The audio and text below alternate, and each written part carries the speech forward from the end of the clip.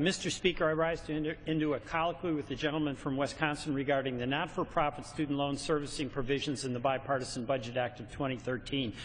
Is it your understanding and intent that the not-for-profit servicing provision in this Act does not require the termination of existing federal loan servicing contracts of any not-for-profit services who are currently servicing federal loans?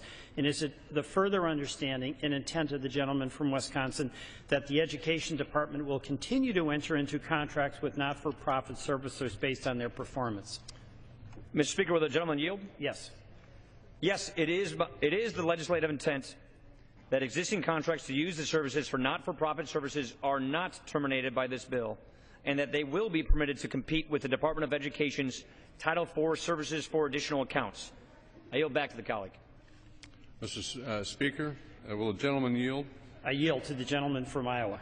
I associate myself with the comments of the managers, and am pleased to note it is their intent that the use of non-for-profit servicers continues, and that not-for-profit servicers will be permitted to compete in the future for additional accounts. And I yield back to the gentleman from Vermont.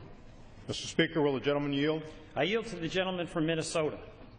Thank you, gentlemen. I also rise to associate myself with the comments of the managers, and am pleased to know it is their intent that the use of not-for-profit servicers continues, and that not-for-profit servicers will be permitted to compete in the future for additional accounts. And I yield back to my colleague from Vermont. And I yield the balance of my time.